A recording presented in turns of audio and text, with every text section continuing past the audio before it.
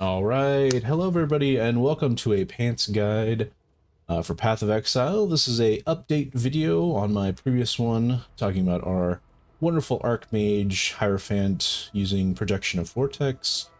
Just a couple things. I got some new info that I didn't know about, which is great.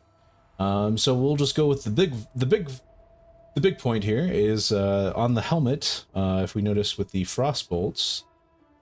Make sure to use slur projectiles and not returning projectiles. There was some interesting interactions with return projectiles that it might be as intended or it might be a bug where they're not properly casting. So I feel like slur projectiles is probably the way to go, just to keep it so that you can make sure to blow up each of the different balls in a proximity that you want to. You can test it out and see, like, without slur projectiles and see if it's better.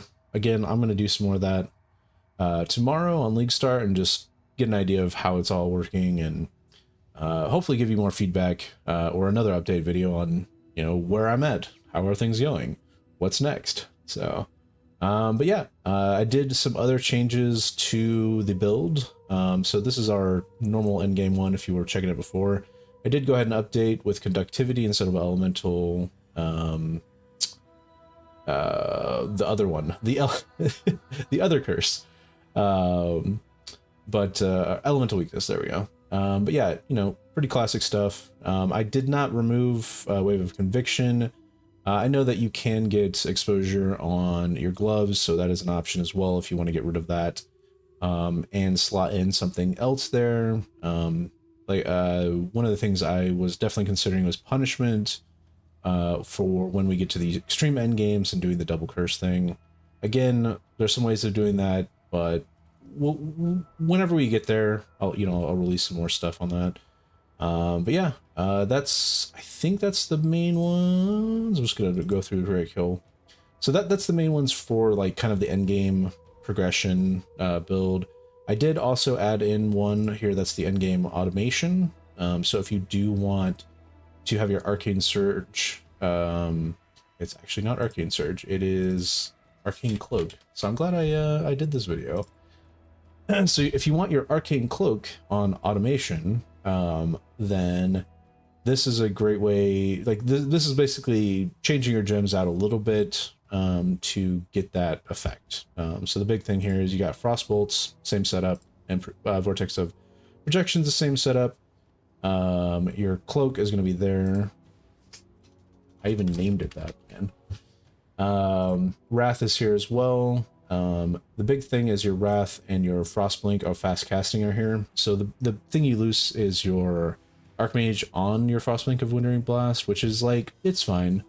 You can still just use the Vortex of Projections for your clears instead of attempting to try to just clear with the blasting around.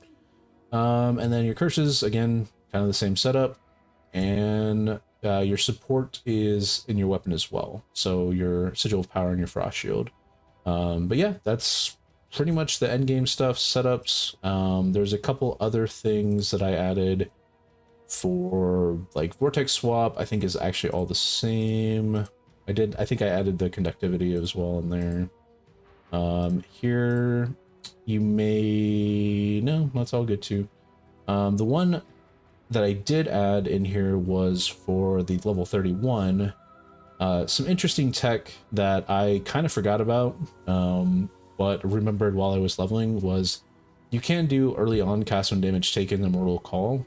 This is a very common thing as a guard skill. The reason you would do this over using Arcane Cloak early is that Arcane Cloak has such a short cooldown time that it just doesn't feel good, and it's not going to add all that much damage. It's really hard to like get all of that damage in while you're cloaking.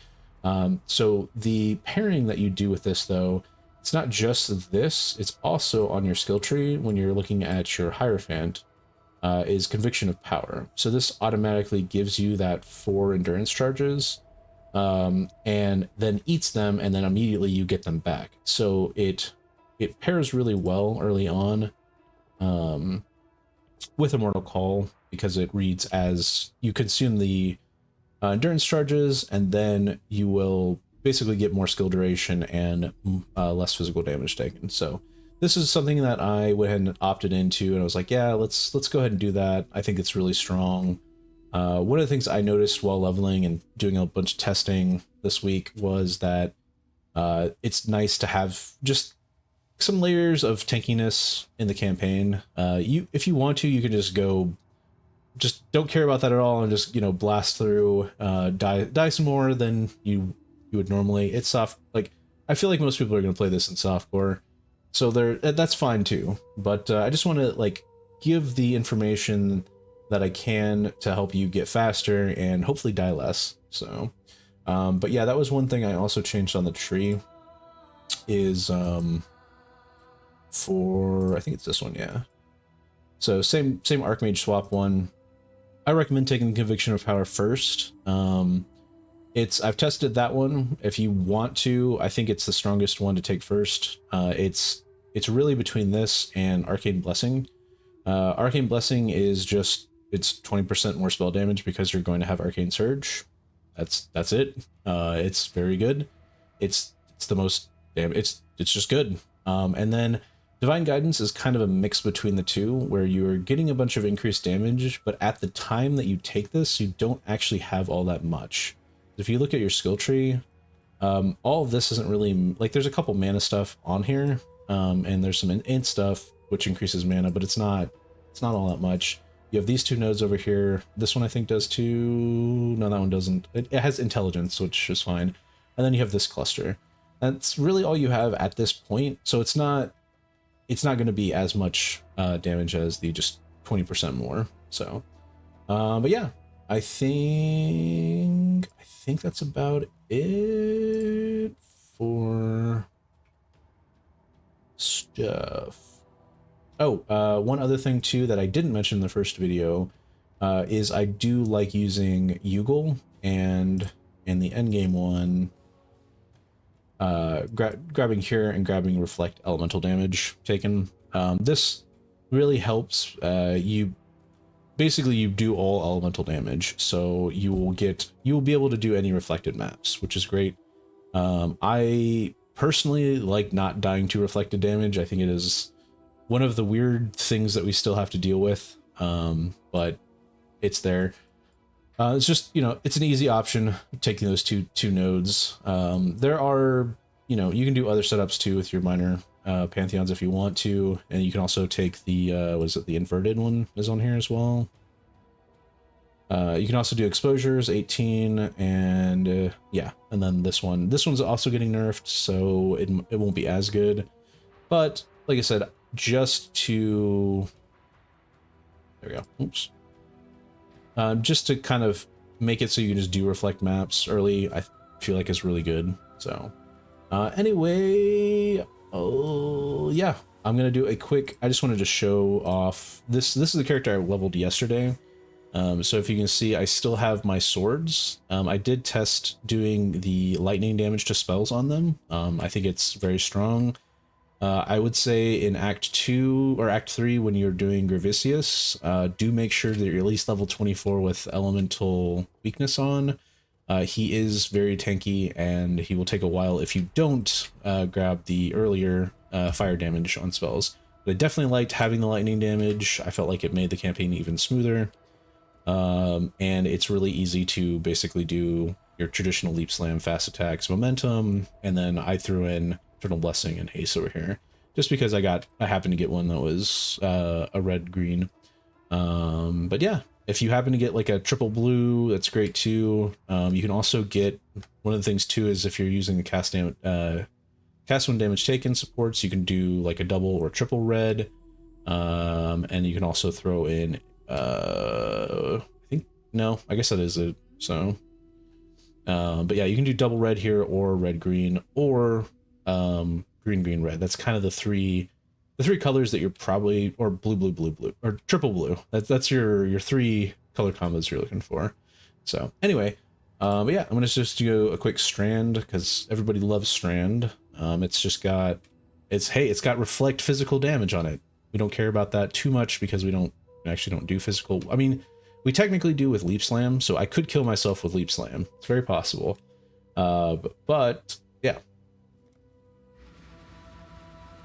I do have 1 skill point, so I was going for the leech next, so we're gonna go ahead and do that.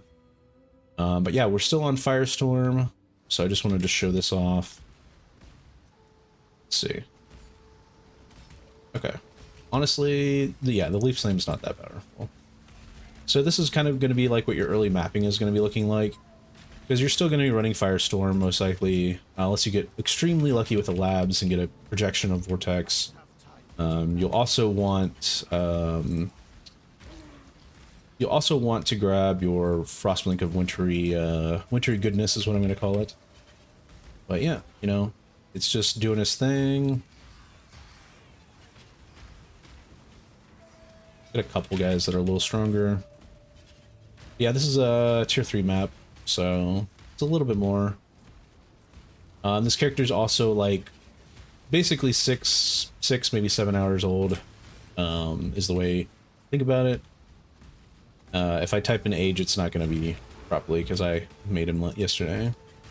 But yeah, you know, you could also, if you don't want to kill everything, you can also just run to the end and kill the boss, all those good things. You need a little bit more juice, you can drop the Power of Sigil on there. Ooh, get blasted here by this guy. So yeah, as you can see, still definitely, you know, still squishy. We're not quite at that, the maximum tankiness that we want to, but I have 2,500 life and 3,500 mana. Still using a Mana Flask as well. I like having it because it's, Mana Flasks are partially your life flask as well, so that.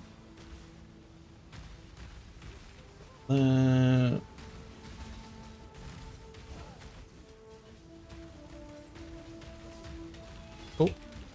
And then there we go. I think interesting. Not really, no. So. Cool. But yeah, that's about it. Again, if y'all have any questions on anything, or if you have any suggestions, feel free to leave a comment. And do please like, subscribe, all those wonderful things. And I will give y'all another update in a couple days. Probably like Monday or Tuesday of next week after we kind of get the weekend out of the way. It's gonna be super exciting. I'm pretty hyped for it. I have a lot of friends that are hyped for it as well. So, but I will leave this teaser with everybody. One of the things I am planning at looking at a little bit today, and hopefully with this build as something to transform into, is a Blade Blast Blade Fall with the new gem that's coming out in this for this season. So, you know, stay tuned for that one. It probably will be in the next update video, but if I get some good data on it, I would love to be able to release that as kind of an alternate thing that you could go to, and I hope it's good. It looks like it might be a really strong build based on what I've looked at so far. It's just that solving the mana regen problem is a lot. But I'll get into that later. So anyway, I hope everybody has a great, wonderful start to League, and I will catch y'all later. Bye!